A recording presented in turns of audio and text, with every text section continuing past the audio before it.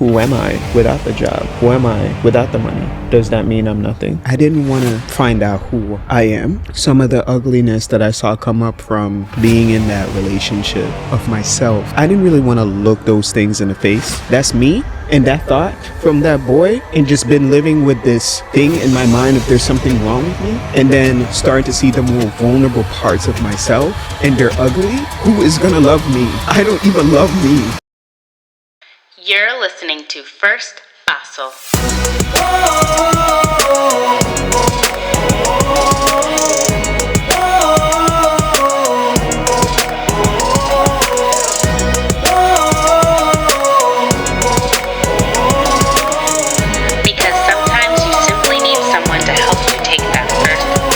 Hello and welcome to First Paso, a show where we learn together how to take that first paso toward becoming the best versions of ourselves. My name is Candace Olusola, and we are in part 2 of Jaunell's story. Now, pause. If you haven't heard part 1 of her story, I highly recommend that you stop right here, save this for later, and go back to last week's episode. You are gonna need and highly desire part 1 of her story. If you get any questions that pop up, any thoughts that bubble up out of you while this conversation is being had, share them in the comments below, and let's continue to have the dialogue that we started last week in the comment section, whether you're on YouTube, whether you're listening to this on your favorite streaming platform. And then if you see clips on social media at Candace Olusola or at First Paso of this episode, go ahead and share some thoughts there too. I want the conversations to keep going, and I want our community to keep talking. So without further ado, let's listen to part 2 of Jaunell's story. This was a major turning point because it was like emergency. This is not like any other typical things that have happened to me. Like, I didn't know what to do. I couldn't think straight. My emotions all over the place. My mind was all over the place. And the only thing I knew to do was to fast. And I went on a 21-day fast. And I processed my emotions. I grieved, prayed, all the things. And during that time, I went to a Bible study. And I was praying with this woman. And in the middle of the prayer, she told me that God says he wants to tell you that I see you. And that thing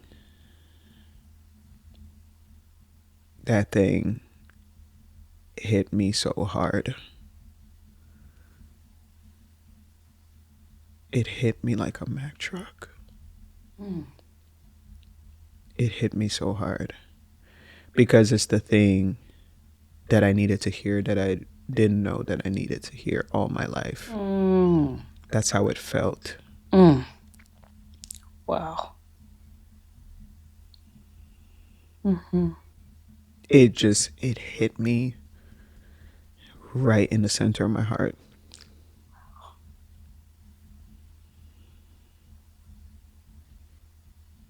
Like everything that I was so overwhelmed by when I came into that Bible study, it just lifted off of me.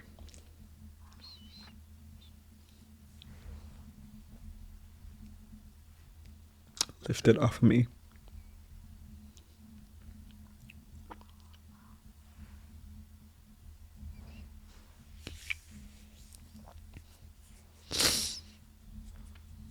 And coming out of that time,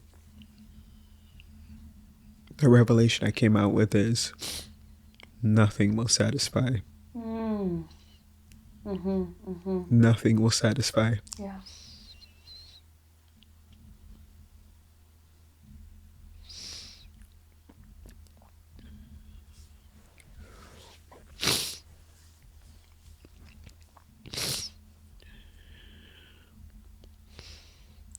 I needed that because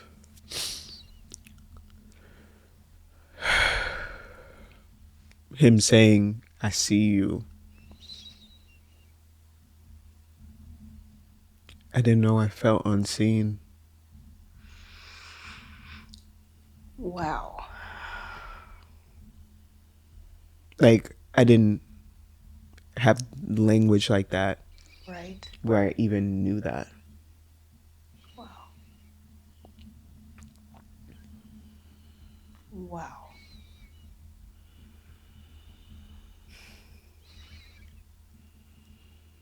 And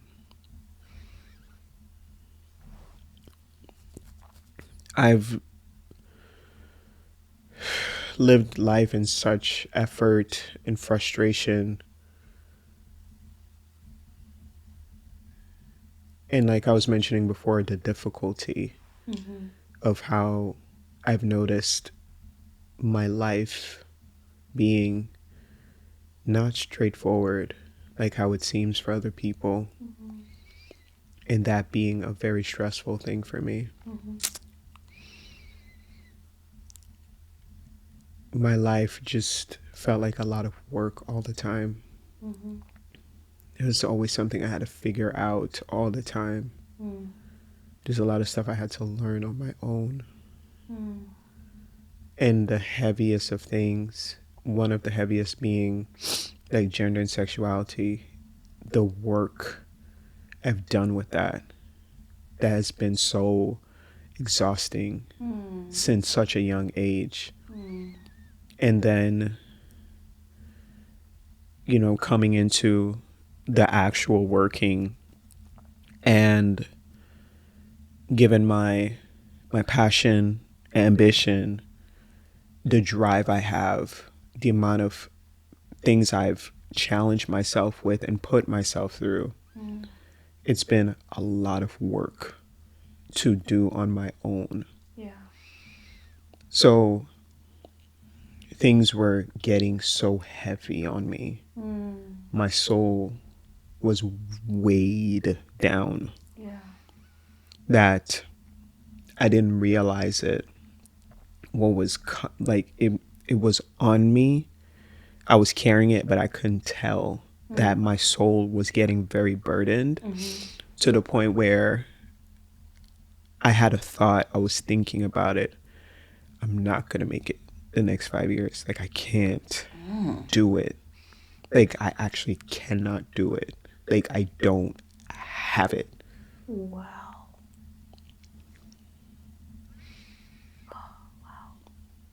Because of all the weight of the stuff I was carrying in my soul. It's like I can't keep this show, this whole like way I'm living. I'm over it. It's not working. And it's like when I'm running, I don't want to open that box. Right. I don't want to know what it means to figure that out. Right. Because this is already overwhelming and exhausting. I don't know what to do with any of this. Right. So in him saying he saw me, that also told me that you see what I've been going through. Yeah. Like, life is hard. Girl. It's so much effort. So that he sees me and I'm trying. I'm doing my best. Yeah. And I just feel like I used to feel like I was just failing all the time. Because I'm like, why is life so hard? And that coupled with coming to the conclusion that nothing will satisfy, which means I can make more money. I could be in another relationship, rinse, repeat. It's the same stuff over and over again. Yeah. Over and over again. Yeah. I don't have it in me to run after these things anymore. Yeah. I didn't necessarily knew what to do about that, Right. but just based on the exhaustion I was telling you, I also came out of that fast and I made a decision to walk away from some engagements I had at the time, like professionally, personally, because I was like, I need to take a break. I need to heal. I need to take some time to myself. So at the top of this year, that was one of the setup conversations I had. I was like, this is what I need.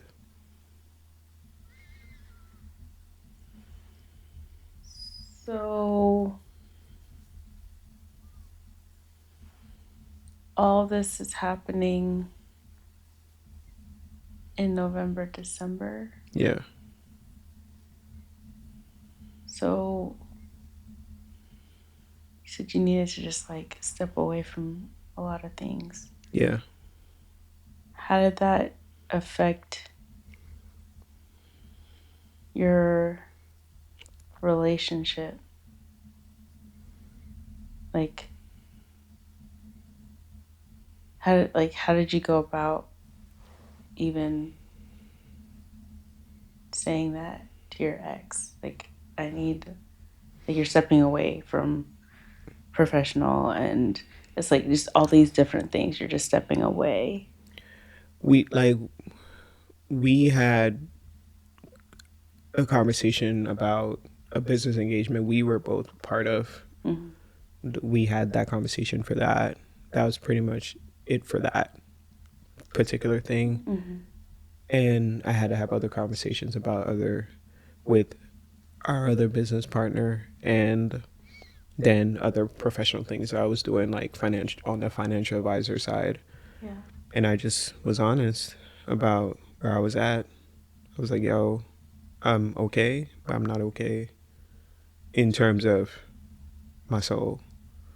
And I, that's kind of deep. You come and talk to people, you talk about your soul. Girl.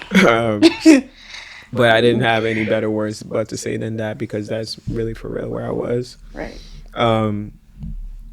In the fact that I recognized there's a severe deficit in my soul. Yeah. And that I needed to take the time and focus on God, focus on myself, and begin to walk out this journey with Him. What has been huge for me in that pivotal moment, which has been a building up, because God and I have had like a hot, cold relationship because of the struggles with gender and sexuality. That created a lot of friction for me of like how I perceived God. And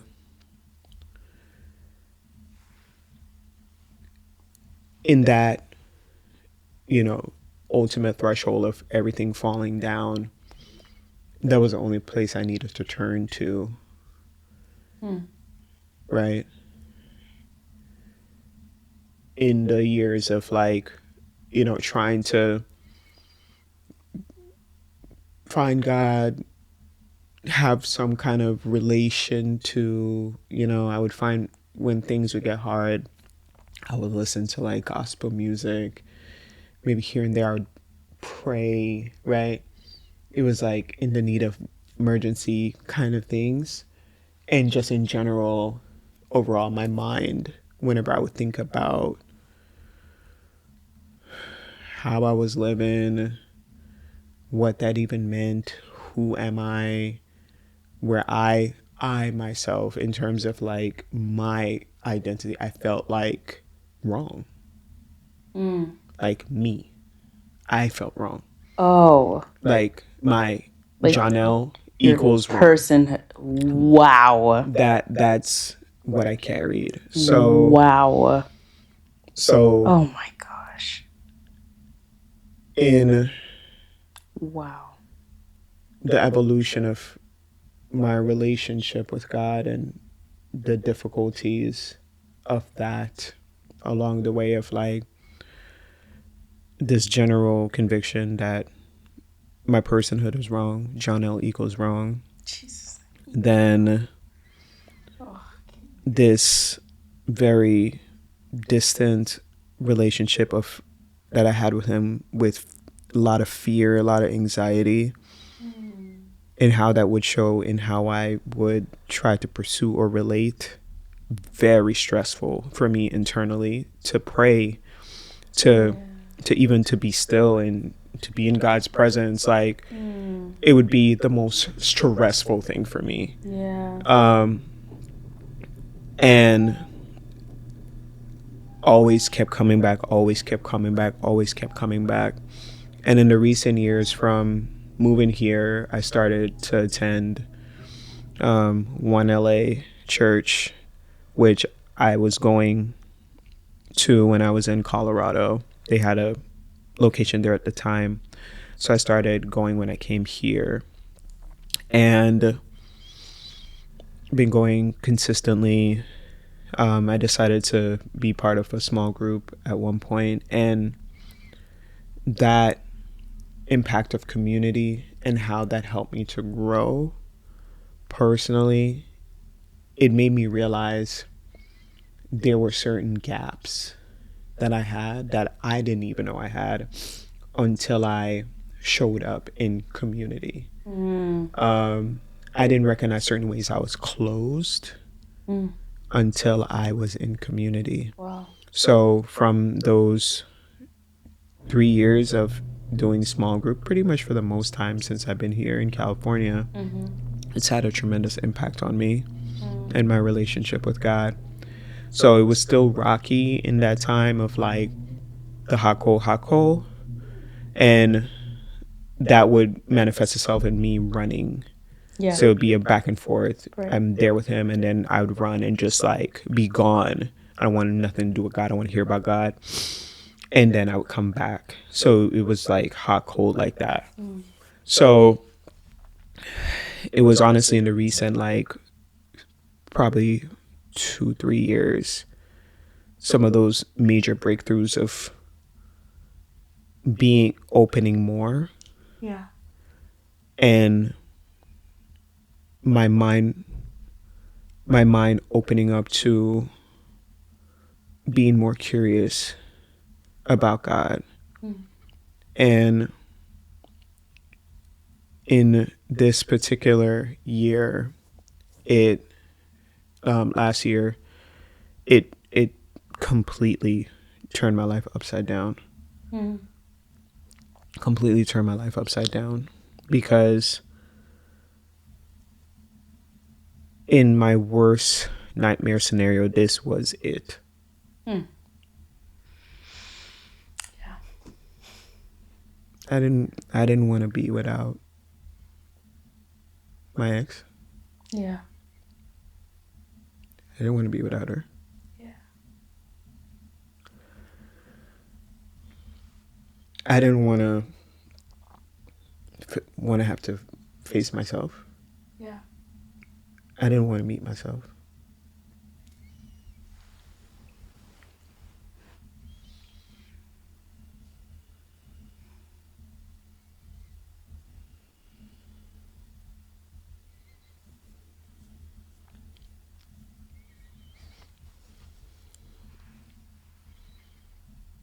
I didn't want to meet myself.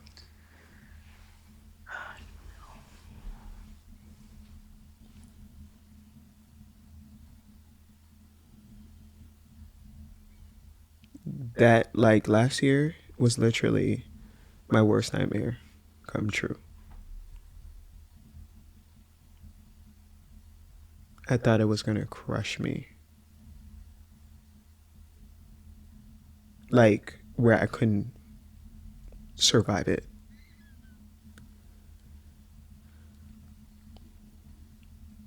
And it didn't. It really hurt me. And there's been a lot of things I've had to process through since then.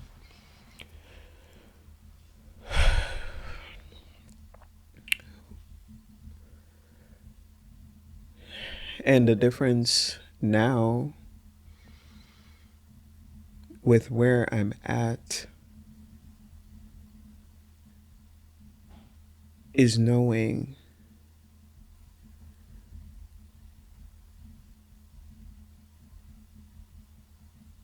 where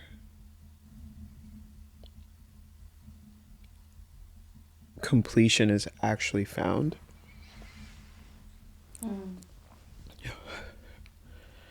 I am open. I am curious. Because I let everything go.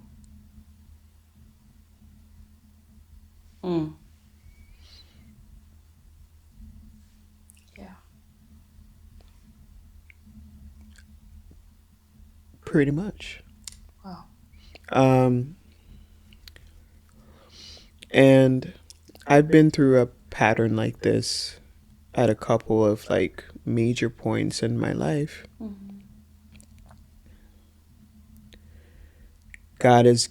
I believe God has given me the gift of seeing.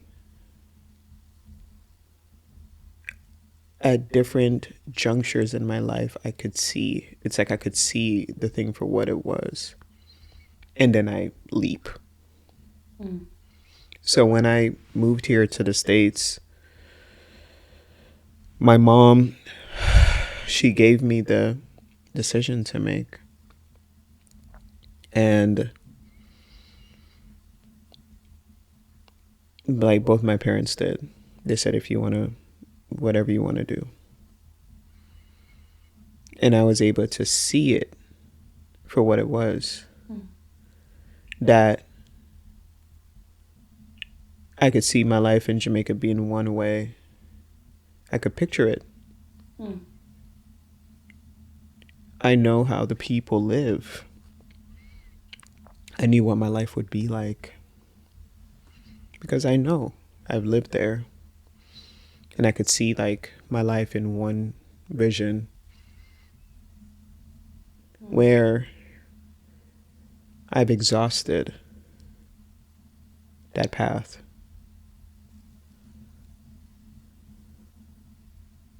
And sometimes we don't know that. Sometimes we think if we just keep going, it's going to change. When it may have been already exhausted. Wow. And that's the gift of what I got in my spirit, like the revelation I got, I exhausted it. You exhausted all that you could be in Jamaica, you say? Yeah. After that point, I got there when I was 14, 13, like. Oh, like you had already reached it? Yeah, I think I did. Oh. Mm-hmm.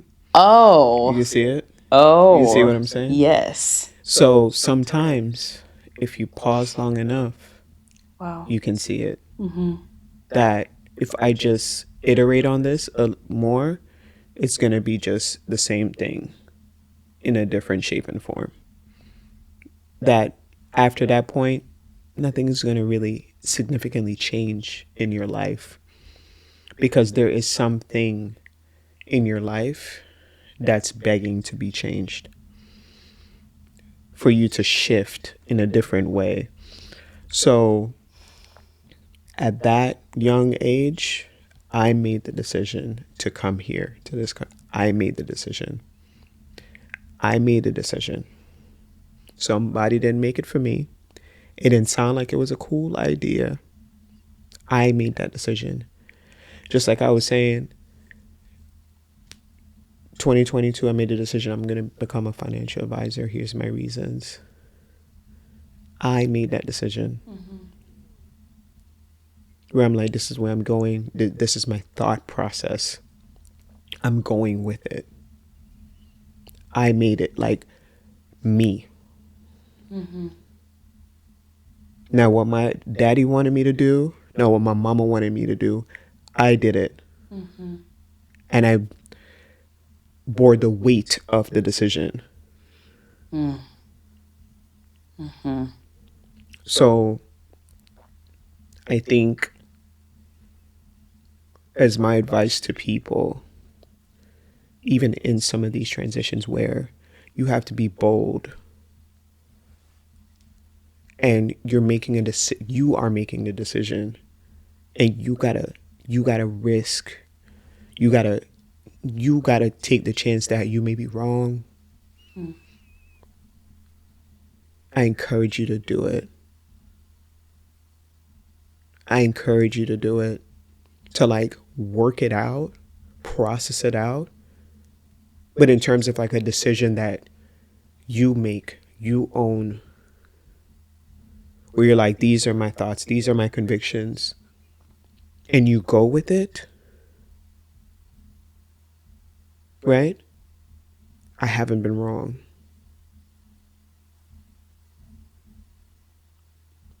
And the beauty about that is... Wait, what do you mean by that? I'm about to tell you. Okay. The beauty about that is when we're deliberating those things, our minds like sometimes vacillate with like, what's the right decision? What's the wrong decision?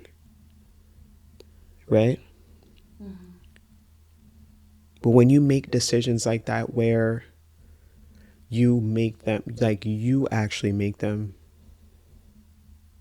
and it's not dictated by fear. It's not dictated by an appearance. It's not dictated by something you know, somebody has some idea of you, or if you did this, this would be great. Like all those like reasons we come up with, like of why we do certain things. When you start to tap into like truth, right? You sit down and you honest with yourself, and you're looking at your life and you're looking at certain things, and you're like, you know what?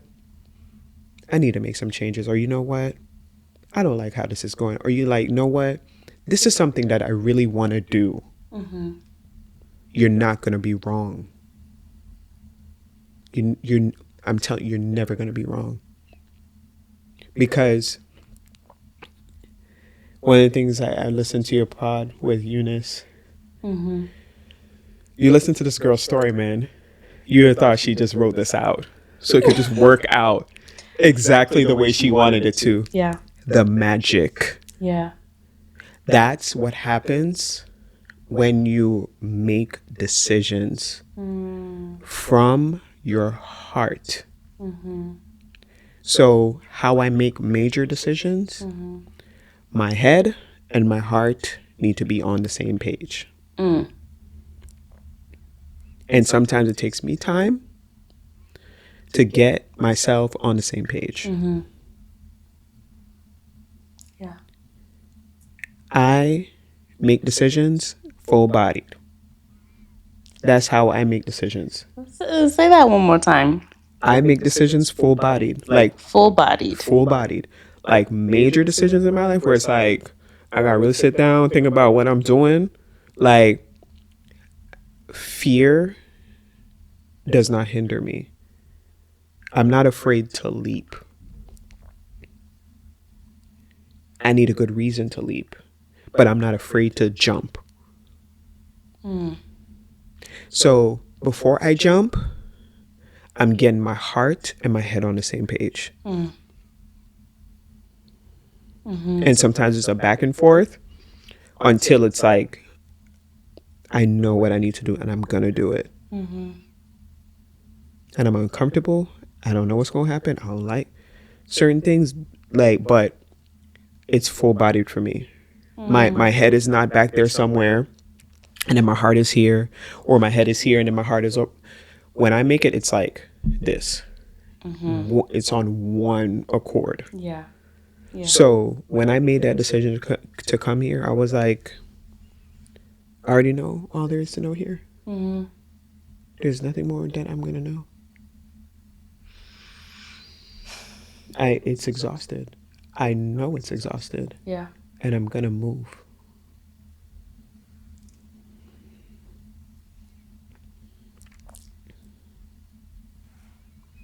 At 14, you made a decision and you shifted. At 34, you made a decision and you shifted.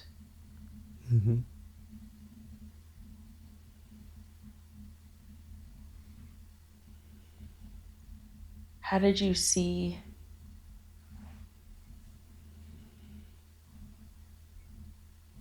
what you did at the end of 2023, top of 2024, as you making a decision and shifted? I'm asking because it sounded, not that the decision was made for you, but it sounded like there was so much pressure that you had no choice but to. Right. Whereas, moving to the States and shifting careers, I see those more as there's several options here, that it wasn't like, if you don't make it, it's gonna like completely wipe you out. Right. This sounded like all the things that were coming to a head were so crushing. There's like, I have to make a decision. Right. So do you see it? Do you understand the question I'm asking? I'm not sure if I'm asking it correctly, but like, how did you see it as doing that? Like, I'm making the decision and I'm leaving. Yeah, that's a good question. I think it's like,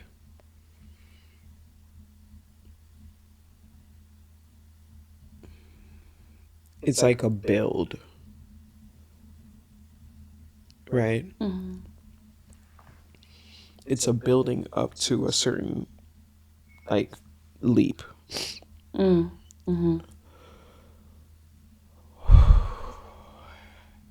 I think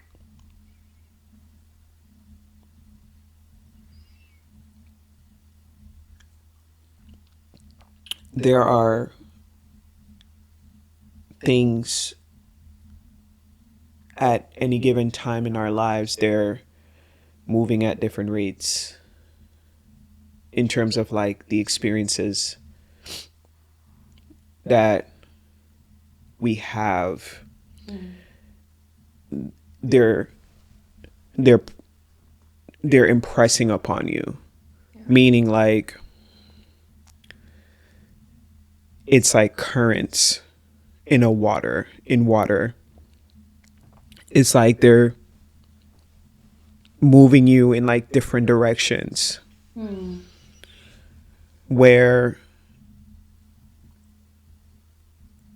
sometimes it slows down, sometimes it's like you hit a channel and it's like it pushes you forward.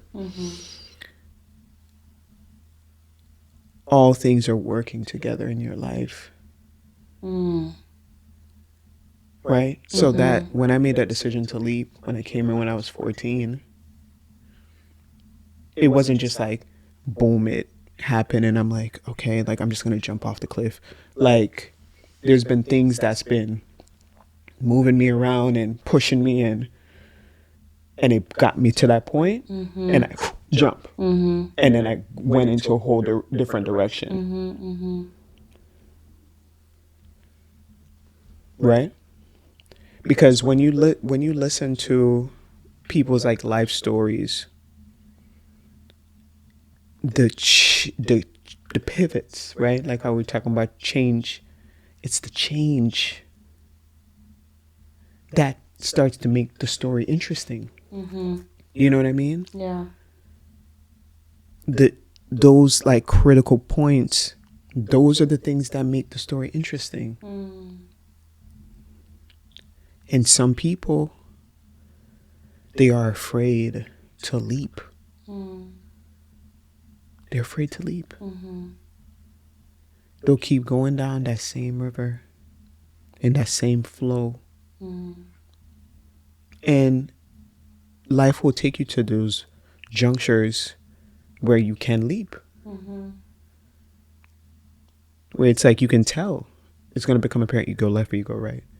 Sometimes life is clear like that. Where things will happen to you, or like you come to a point where like you're over it or you're frustrated or whatever with a thing, but you're going to get to junctures where it's like, do you want to turn left or you want to turn right? But it doesn't happen at random. You got there. Yeah. In a certain way. Yeah. So the way I look at 2023, 2024, it's a culmination of currents. Yeah. And big ones. Right. And this That's is probably the difference I was sensing. You see what I'm saying? This one was just like, whoa. It's a big leap. Right. Right. That makes sense. Because, listen, y'all. This right here, I got a receipt for it now. Okay, come on, receipts. This is a receipt. This podcast is a receipt. Because Candace has heard me say this. The next 20, 30 years of my life, like nothing anyone is going to ever see. Eyes have not seen. Eyes have not seen. Ears have not heard. Ears have not heard. I'm telling you, in my shondo. Come on, Shondo. In my spirit. Come on, Shondo. In the deepest part of myself. Listen. I'm telling you, I will prophesy it. And I've prophesied it. Come on, girl. Because I know it. Come on, girl. My latter days will be greater than my former days. That's right. And I'm not saying it just because it's biblical. I'm saying it because it's true. Come on. Come on. The type of leap that I've made. Come on, sis. I've given everything to God. When I'm talking about everything, my entire yes. In caps, yes. I've given me to God. Yeah. I've found what I've been searching for. Come on. I've found the treasure, the gold that does not perish. I am home. Yes. I'm home. Yes. That's how I know that the striving has ceased. Let's go. That's right. You feel me? Yes, ma'am. The striving has ceased. Yes, ma'am. When I tell y'all, peace. Yes. This, Shalom. okay? Wow. Peace. Shalom shirt. Yeah. I've never known peace like this in my life. Wow. I've never been this restful in my life. Wow. I'm home. I have nothing to prove. I'm home. And I open my hands. Because honestly, by the grace of God, in how life has brought me to the end of myself, I had no choice but to open my hands. I had to let everything go in the most painful way possible. I've had to let everything go where I am so convicted that nothing will satisfy. If I don't have Jesus, nothing will satisfy. nothing will fill this hunger, this thirst. Nothing will satisfy. Everything is gray. There is no color. There is no meaning. Without Jesus, nothing satisfies. He is the missing piece. He is the one thing. He is the one thing. So when the way this thing has been hitting me, that everything that I need is found in Him, that I'm willing to spend my life to uncover all that it is. I'm interested in what He has for me. All the ideas I've had for myself, and I could think all day long. I have no more ideas. I have nothing else to come up with. It's going to be the same thing. And that's what I mean by, like, you come to a conclusion where you exhaust everything. So if I continue on this trajectory that I've been on, it's not going to work. It's not going to work. It's going to get worse, actually. Jeez. It's not working. It's not going to work. Wow. Because life does not work without God. It doesn't work without God. And that's what I was missing. That's what I was missing. Because when you don't know God, you don't know yourself. You don't know yourself. So by default, if you don't know yourself, you compromise yourself. You're compromising. Because you don't know. You're trying to figure it out. You don't know. So I've learned that that's the missing piece. Living for God, having a relationship with Him,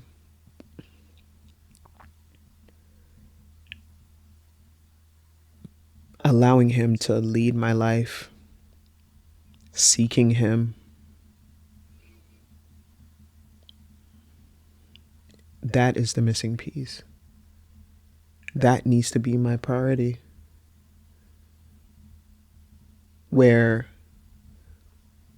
the spiritual comes first. Where building my life on a rock comes first.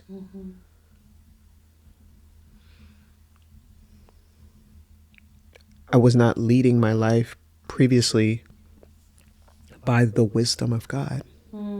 It was by the wisdom of the world. But in choosing to put God at the head of my life, I have no idea what's going to happen, what's going on. I have no idea.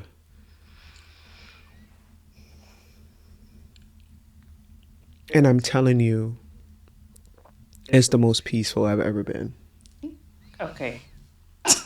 Hey, hold on. Because that's a lot. Because now you're getting into the meat of what a transition actually looks like and feels like. I want you to unpack this, because the fact that you went from hustle, bustle, like knowing all the things you need to do to get to and then do this, and this is going to take you to and now you have basically surrendered your entire being. Everything you thought you knew about yourself or weren't sure about yourself and all that stuff. You've pretty much thrown it all in the trash. Yeah. Say, God, we're going to start all over wherever you want that to be, however you want that to look like. I have no idea. Right.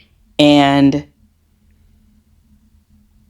in the I don't know, you have more peace than when you felt like you knew everything you needed to know. Yep. So please, okay, so this is like top of this year, right? Yeah. Basically, January 2024. Yeah. And you are navigating what it's like to have given so much of yourself that you know nothing. You are a blank slate as far as you know, and whatever you find out, I guess that's what it is. Yeah. What does that look like and feel like in the day to day? Yeah. That's a good question. Or what has it? Yeah. You know, you're still in it. Right. So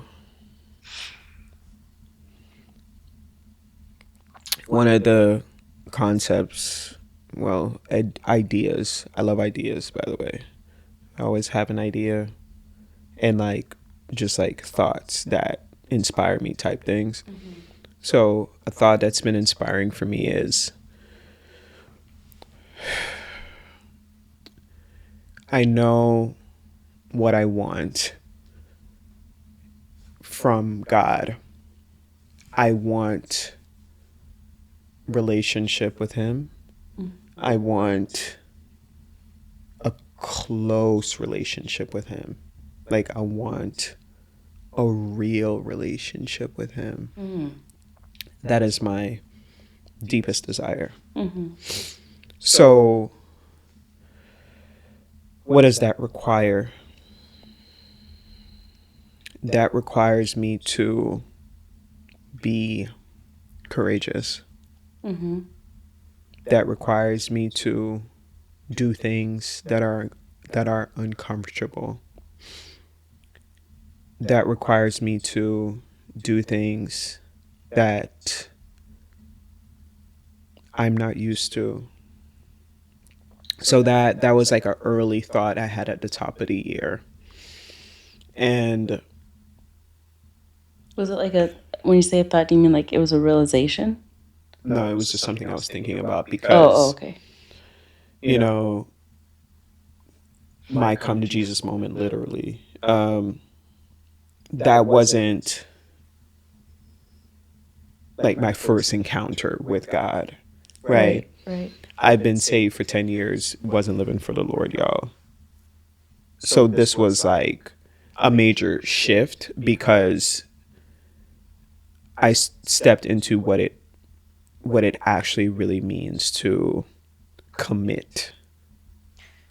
So just for clarity, in case didn't completely understand what that meant. So you said that you were saved for 10 years, but you weren't living for him. Correct. So that basically means like she got baptized.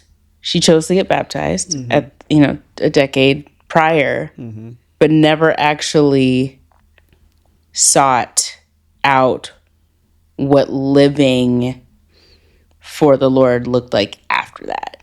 Yep.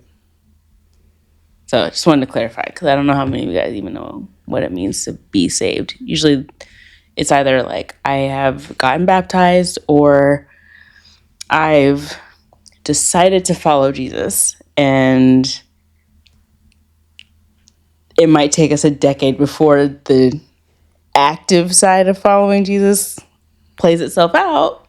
But, it's a thing that a lot of us do. Some of us willingly and some of us unwillingly. Yeah. Or like unknowingly, I should say. Yeah. Knowingly and unknowingly, we sometimes think that's what we're doing, and then we find out later that's not at all what we were doing.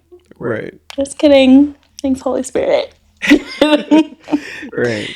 Yeah. Yeah. So that's part of the reason why that thought was on my mind, because I'm just like, okay, like this major thing just happened. Like, Yeah. what am I doing? Like, what is the next best thing for me to do? Right. I'm like, I'm about to pursue God like nobody's business, right? So,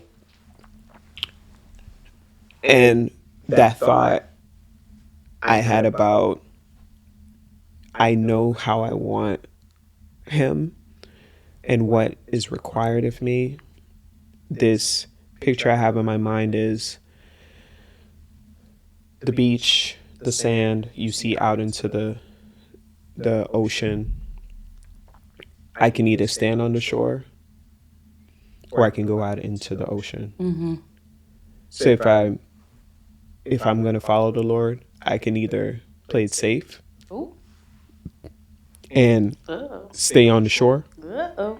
or like Peter and them boys, go out on that boat and them waves and that deep water, and it's gonna be really uncomfortable.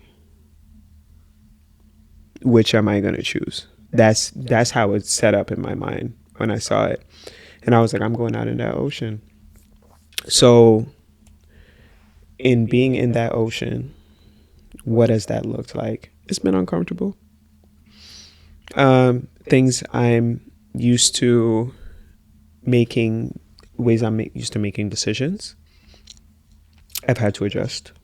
In terms of like me, with how I want certain things to move and go, and this needs to happen by this time. That's how I used to operate. Oh. But now it's like a lot of praying Oh. and a lot of being very uncomfortable and a lot of not knowing, Oh. right? And Waiting. right. And I think it was your podcast before last where you were talking about that in waiting. There's been a lot of waiting. A lot of not knowing what's gonna happen. Yeah. So I would say my decision making has changed. More patience, and I need work on patience, y'all. Lord, hold us together. I need patience. So the Lord has been working on that for me. So I would say that's another one: decision making, patience. And I alluded to this earlier. Things take time. So the development of my character, right? When I was speaking of like identity and compromise, and in not knowing ourselves, we compromise. Right. In being in a healthier place in terms of identity and knowing that my identity, my true identity is I am a daughter of the Most High God. Period. That's it. Girl. Stop it right now. That's it. That's who I am. That's who I am. I am love. Why do you say that versus loved? I am love. Because God is love. And we are made in the image of Him. So my identity, who I am love. Wow.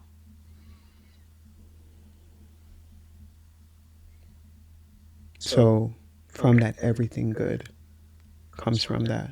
And in terms of what He has done for me, I am a new creation. Yes, ma'am. I am righteous. Amen. Come on, girl. I have been washed. I am clean. Yes, ma'am.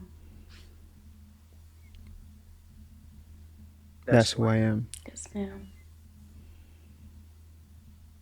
So, not to say I got it all together, in the revelation of that. Yeah. Like, meaning like, I agree with the truth of that. It's still being worked out in me. Yeah. My mind is still being renewed into what that means. Right. And as it continues, I'm going to speak it. That's right. And that's who I am. Yeah. So in that, it's been very challenging because in my pursuit of things, it's not about me. I gotta flex on somebody. I gotta do this, do that, so I can look like this or look like my planning and strategy. I don't strategize about nothing in pursuit of something to prop me up or to make me feel okay or to make me feel accepted, known. My pursuit is not about that anymore. Is it challenging? Yes, it is challenging. Because there's different things that he is walking me through. And my mind is like, it's like trying to catch up to what is already true. Yeah. So my work, like when I was talking about the source before, I have to learn a different way of even working. Because what used to drive me and motivate me, and I have to learn what it is to operate from a healthy place. Yeah. I've had to learn to listen to my body, which I was not doing a lot of before. Right. Because of the pushing and the running, and it's like, no, you got to keep going and you got to hustle, and I was not listening to my body. Right? Me coming to the conclusion I came to at the end of last year was because of deep reflection. I didn't know I would. Girl, if you had asked me like 4 months earlier, I would have been like, girl, I'm good. Wow. I got stuff to do.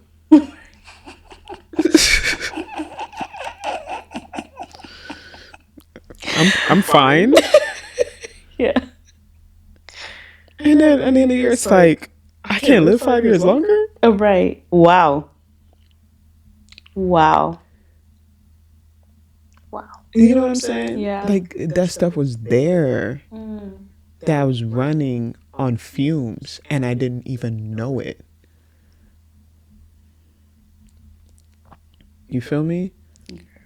I didn't know that. Like really, like truly, like what I really needed.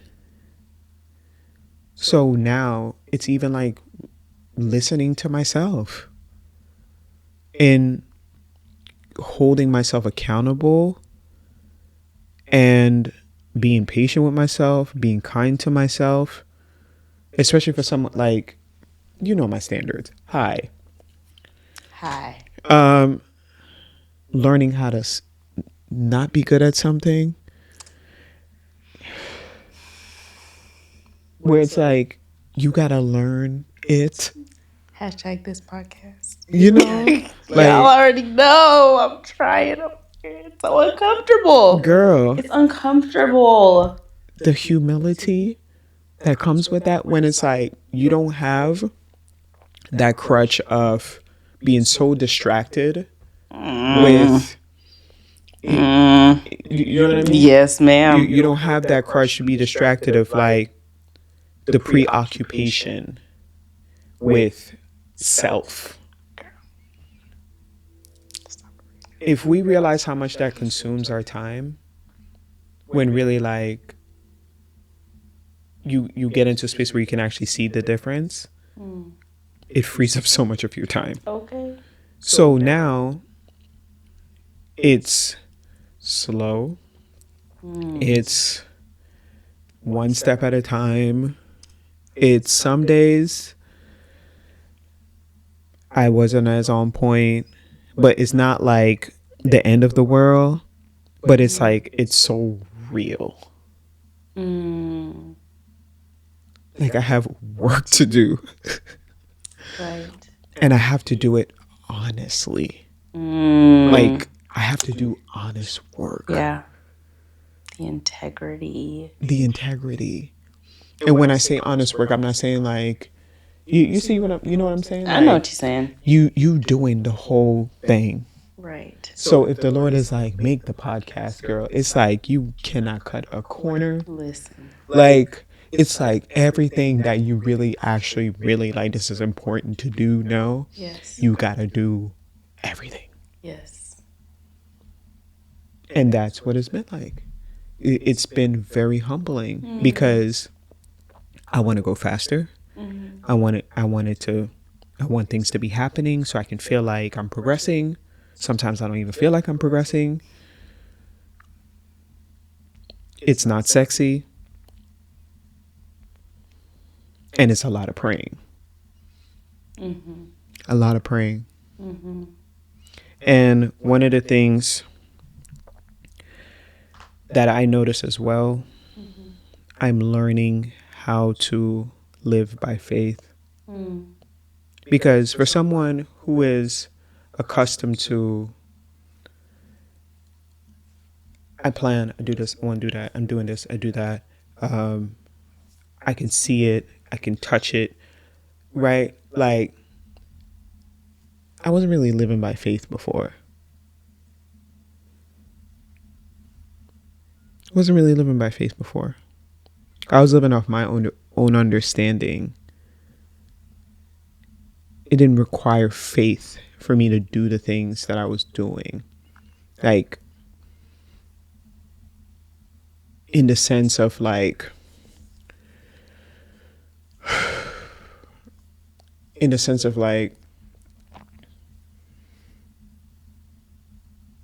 really getting very uncomfortable. That at every point, it was always me, like, something happens, think, calculation, decisions, like, it's always me, like, in there, no matter which way it dropped or turned, it was always me. Right. But the difference now is just me and God. And I felt a very intense discomfort, like starting off this year, going through, like, very uncomfortable. And it's just in the recent couple weeks where my mind's starting to click, where it's like some things I'm praying about right now that I need guidance with. And I'm just like, I don't know. And I'm very stressed by that, like the fact that I don't know. But as I think about it more, I'm just like, yo, this is a different way of living and figuring things out. And it's very uncomfortable to not use my usual tools and tactics to do it. That it requires me to believe. Yeah. Because if I give in to how uncomfortable I feel, I'm going to try to put it back into my hands and how I would do it. Excuse me, right? Especially those things that you need the wisdom for, where you know you could think about it and come up with something. It's the praying through it and walking it out, like that's been really hard for me.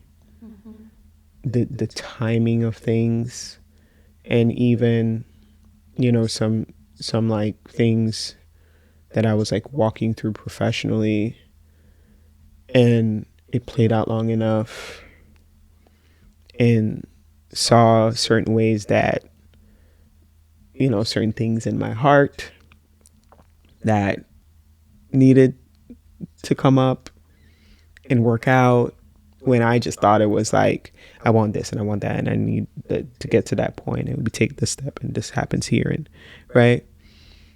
And it's like, no, your heart,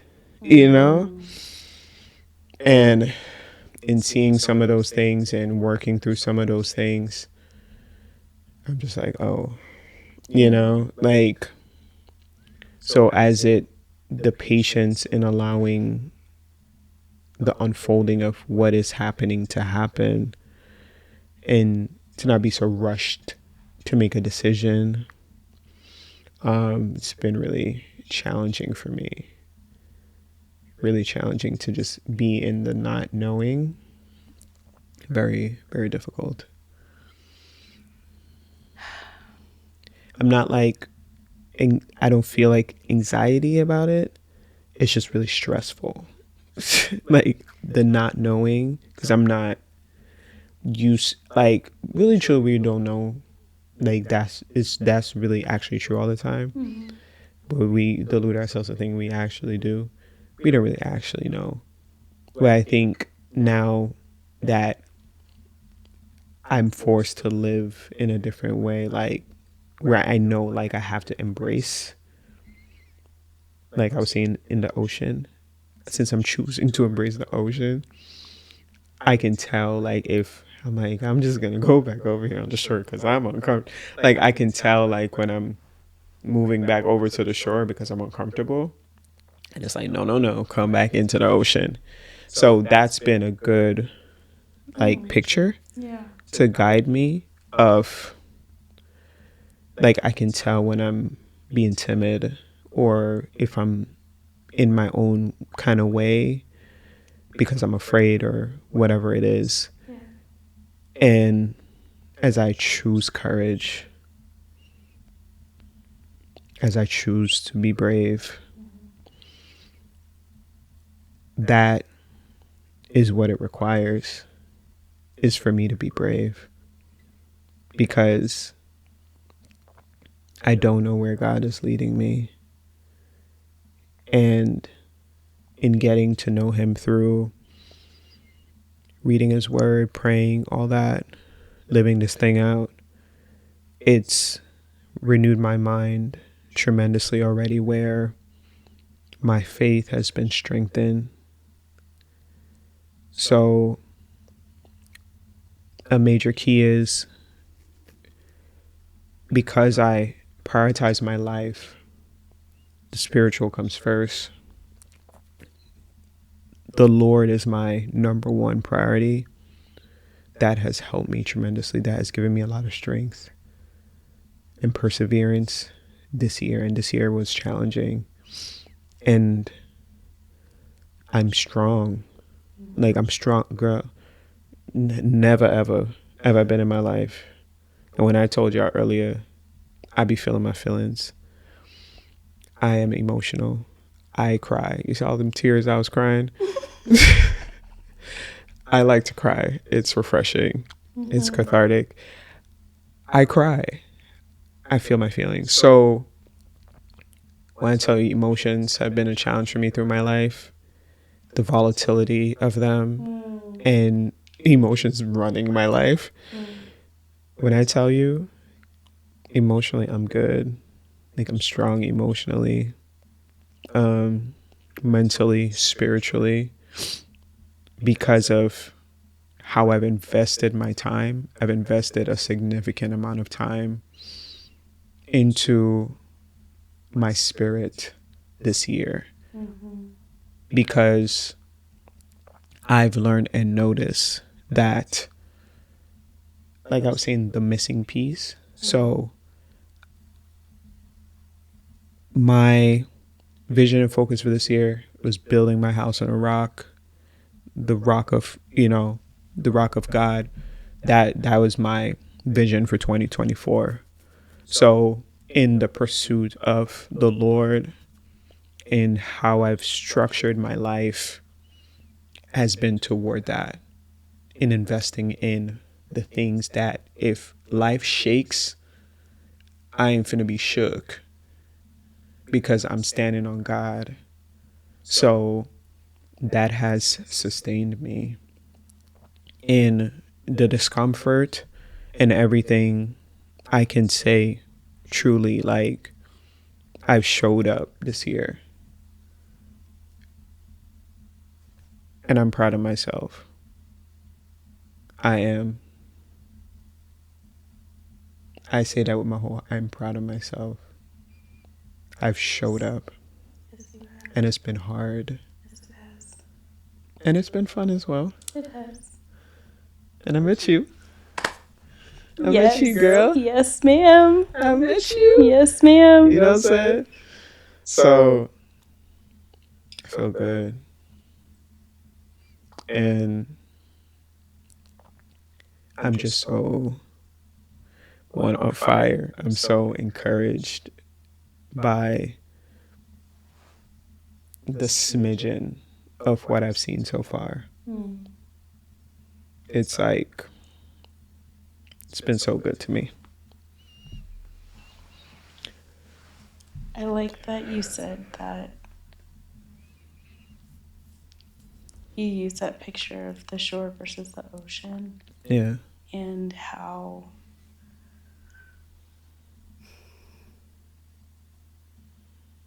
before actively walking out that relationship with God, Mm-hmm. when you don't know something, you like fight to figure it out. Mm-hmm. And it just adds to the anxiety you already had and you're not knowing. Right.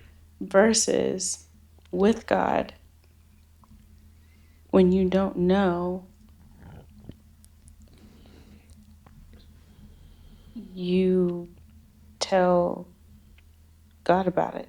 Mm-hmm. You let him know you don't know, and you know that you're choosing to believe that he must know some more than me. Right. So you don't equate the discomfort to anxiety. It's simply discomfort. Yeah. It's just an uncomfortable feeling of not knowing, but there's this like weird peace that I don't have to know it right now. Somebody else knows it and is working something out, and he gonna let me know when I need to know. Right. Whatever it is I need to know, which I don't know what that is, but I'm sure when I know it, I'll know. You know, it's like it's like this weird thing where it's like your brain almost wants to equate the discomfort to anxiety because that's the emotion it knows from the heart from a previous season. Right. And then because your life has slowed down so much, it's like it's like your brain has slowed down to where it's going, oh, that's not anxiety.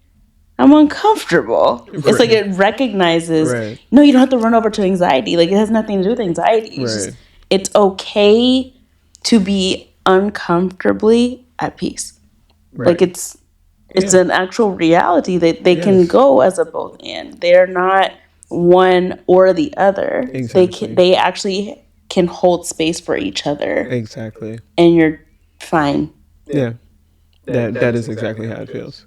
Yeah. Like I'm at peace, and there's like a lot of things that I'm like trying to sort out, working on doing, and I come home, I make my dinner, and I'm like, I'm good. Yeah. And I sleep good. Yeah. Right, girl. Listen, because you had insomnia before. She ain't got no insomnia now. She be sleeping. You know, so yeah, it's a really, really interesting like internal experience that it's been. And like I said, what I think really helps is feeding the spirit. I was about to say, like, what advice, like, if there's like three key things that you would tell someone who's like, I don't know, in a similar scenario of, I feel like I don't know myself, but I feel like I'm projecting into the world as though I do. Yeah. And I know I'm having complete dissonance between like me versus the world versus me versus me. Like I don't know where to go, and I feel like things are coming to an end, and I'm so uncomfortable and anxious, and like, what do I do? Like, what advice would you give someone who is in that space and trying to figure out where to leap, if to leap, what to do? Yeah, that's good.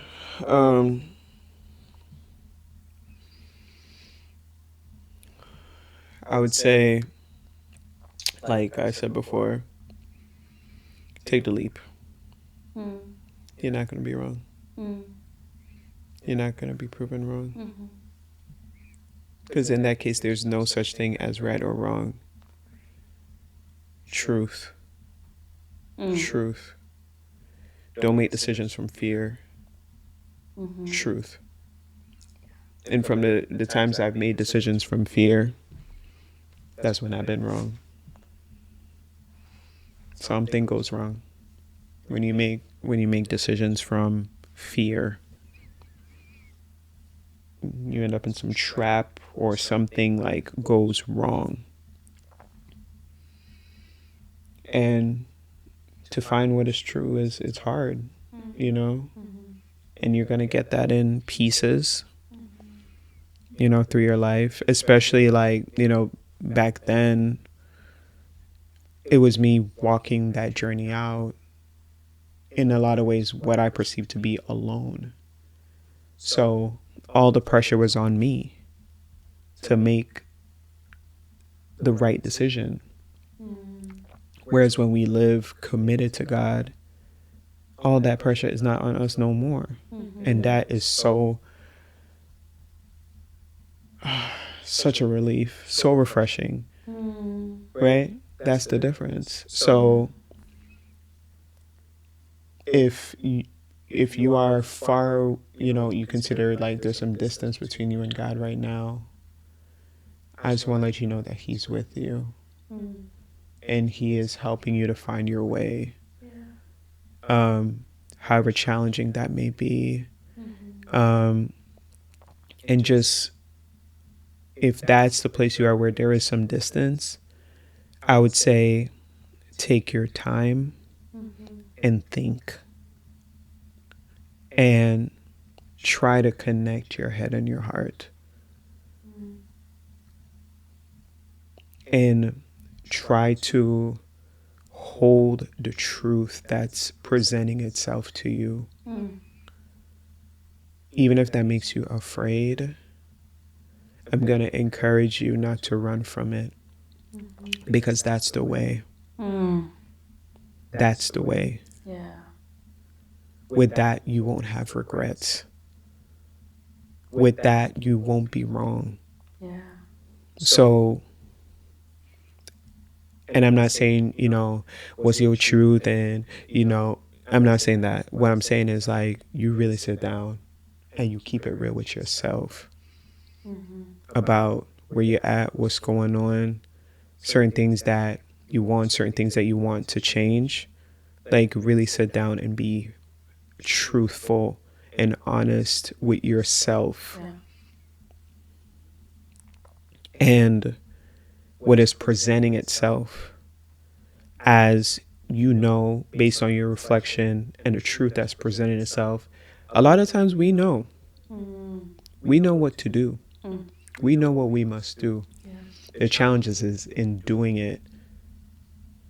But once we get to that point where when it reveals itself, then you got to figure out what you're going to do. And I think courage is really important. You will never know what's on the other side. That's not the problem you need to figure out. That's not the thing you need to get stuck on. Right? Yeah. It's not about the other side. You need to leap. You need to have enough where you jump. You don't need to know what's exactly on the other side. You need to have enough where you will jump. because you're not going to muster up all the, where you won't be afraid. You're going to be afraid sometimes. But when you get your heart and your mind on the same page and you make up your mind, that's what it means to make up your mind. And you're like, I'm going to do it. You do it. And then when you do it, stick with it. Like, commit to it. It's going to get challenging. It's going to get hard. But it's the commitment. It's the commitment. That's the difference maker. You have to commit. Okay? You have to commit. So, truth, find the truth. Get your head and your heart on the same page. Commit to it. Right? Stick with it. And there was one more thing that I had in my mind. You stick with it because it's not going to happen without commitment. Yeah. It's not. I'm telling you. I'm going to save you some money. I'm going to save you some time. Save your coins, y'all. Come on now. Save your Bitcoins. It ain't going to happen. Listen. If you don't commit to it. Girl. That's a pro tip. That's a major key. Nothing happens without commitment. That's good. Wow. You got to commit. You got to commit to it.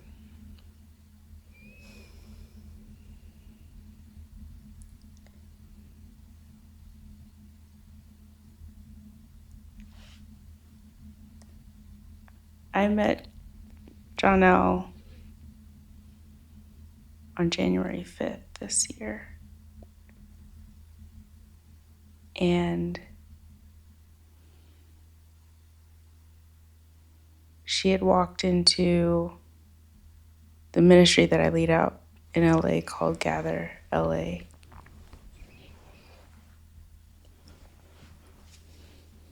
I remember seeing her come in. She's kind of quiet, not 100% sure what to do, which I think most people who come to Gather for the first time feel and look that way. So I just told her she could get something to eat, sit down, talk to people, it's fine. We'll start our discussion. And when I tell you, the moment she opened her mouth, I knew you were committed. I could just tell. And there was this light on her. I was like, no, she's in a place you don't see a lot of people get to. Like I could, like my whole body could feel it from her, from just what she was saying and how she was saying it, not just what was said. The way she said what she said, it was like, I am convicted.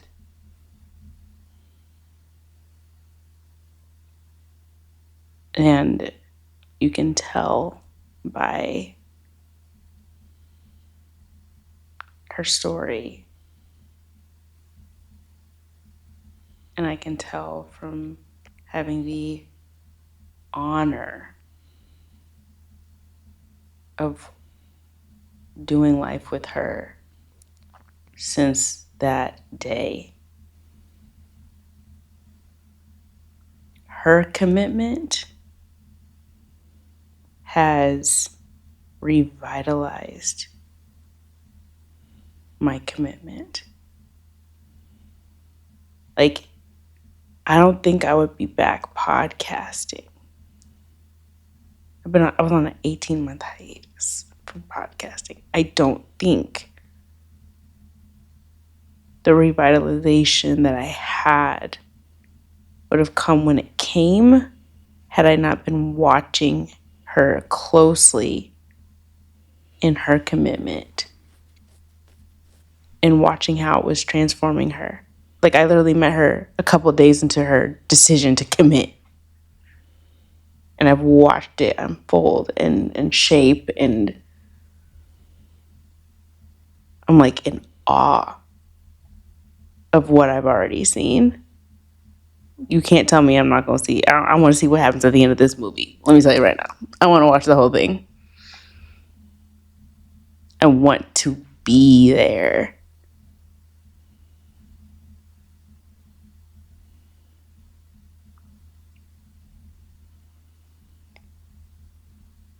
Thank you so much for the gift of your vulnerability today, as Tim would say, because that was not easy what you just shared.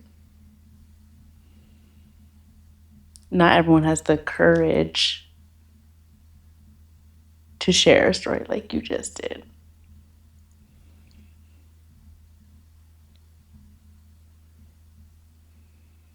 I'm taking that gift. I needed that gift. You said things. I know I'm gonna have a hard time editing this pod, like I did with Eunice's pod. I could not stop crying editing her pod. I'm gonna be all over again in this one.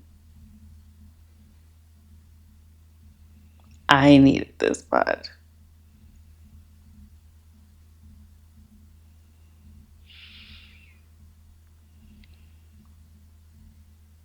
So thank you.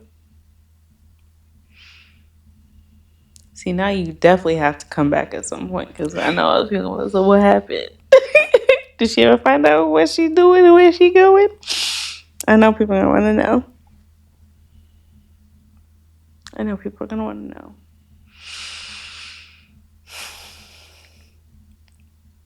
If people wanted to reach out to you, how could they reach out? Yeah. So I'm on social media. Instagram. That's pretty much the social media I use. I do have Twitter. My handle is the same across any social media platform. Facebook as well. My first name, last name, Jaunell Silvera. That's it. So at Jaunell Silvera.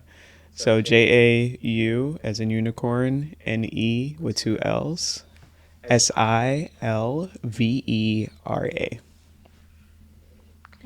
Yeah. So shoot me a DM. At me, tweet me, whatever. Whenever I see it, I will respond. So I will say that too. I'm not on it all the time, but I'll see it at some point. Oh, one more thing I wanted to say in terms of advice, tips, whatever. Community. Candace mentioned Gather. That's how we met. And that has been tremendous for me. I mentioned the small group that part of at my church. That has been a game changer for me. Cheat code, community.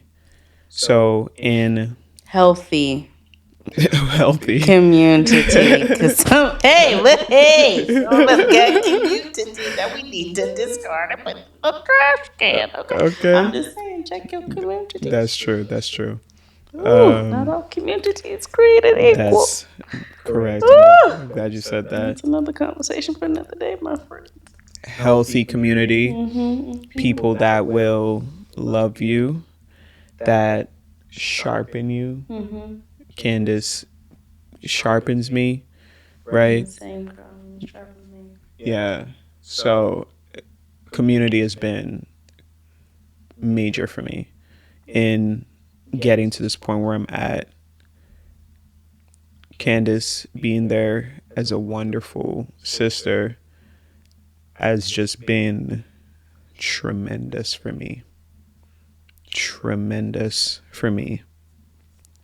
And things that I needed that I didn't know that I needed until those moments happen. Just having somebody there with you, even just to know that somebody's with you has been such a gift for me. So I want y'all to also know that it's not a journey for you to do yourself. And surely there are things that you have to do the walking, for sure.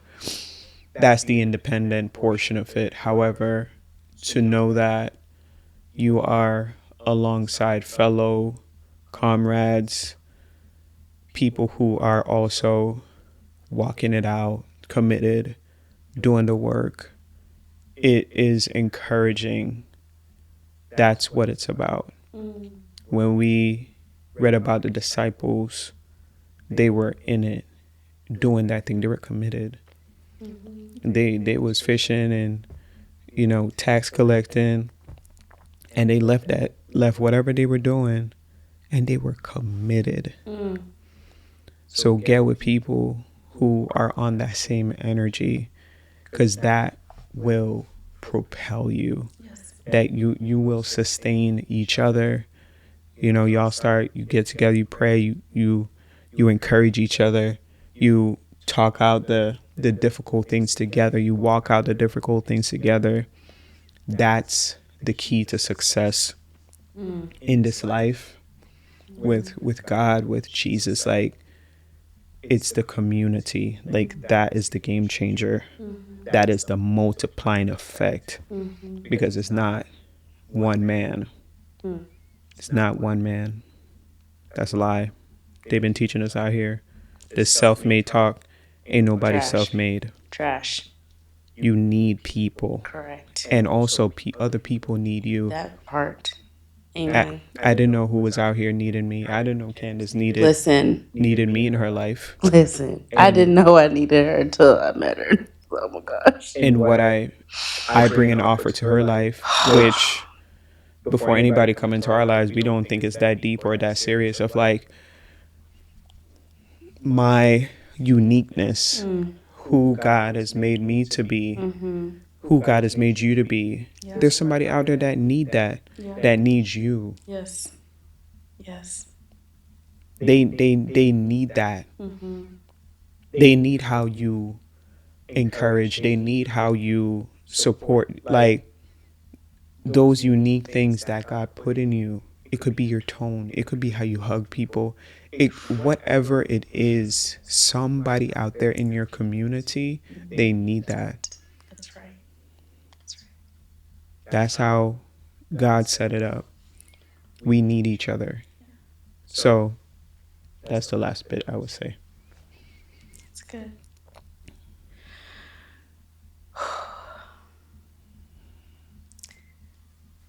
Thank you guys so much for listening to my best friend's story, my big sister's story. And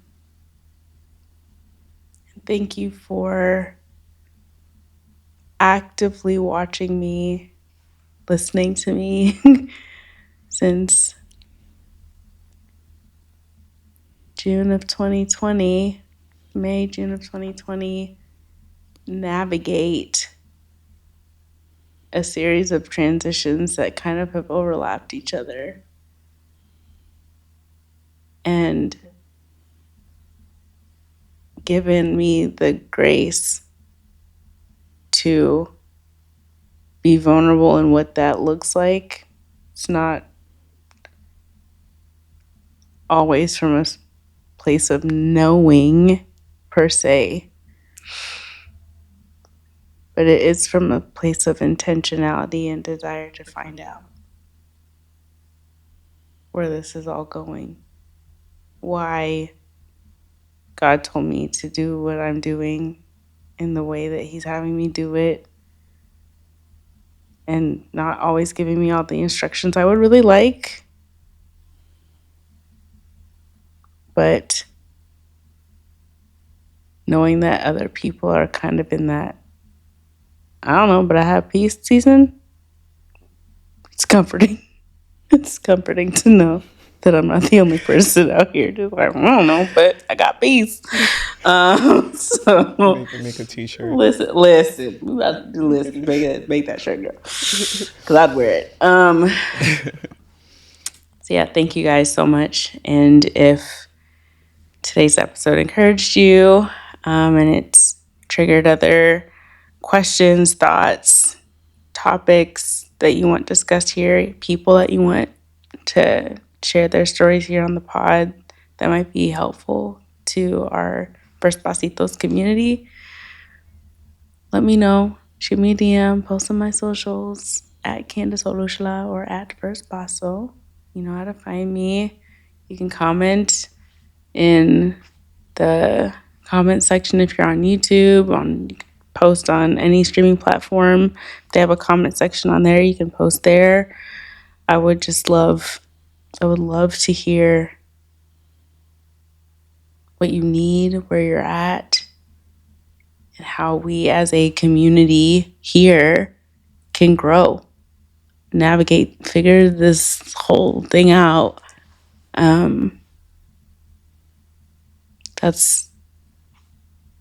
There's no other reason for me to be here other than to make sure that other people have what they need. It's what my heart ticks for. So I want to make sure you have what you need in the capacity that you need it, and where I can't or where someone in the community can't, I pray. So love you guys. Take care. Stay safe. God bless. And besitos. We'll talk soon. Bye.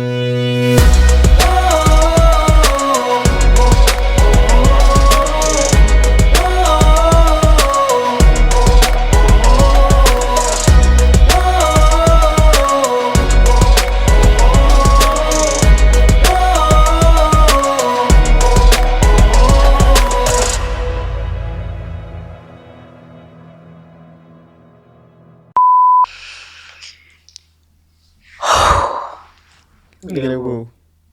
You want to woo? Yeah. Woo!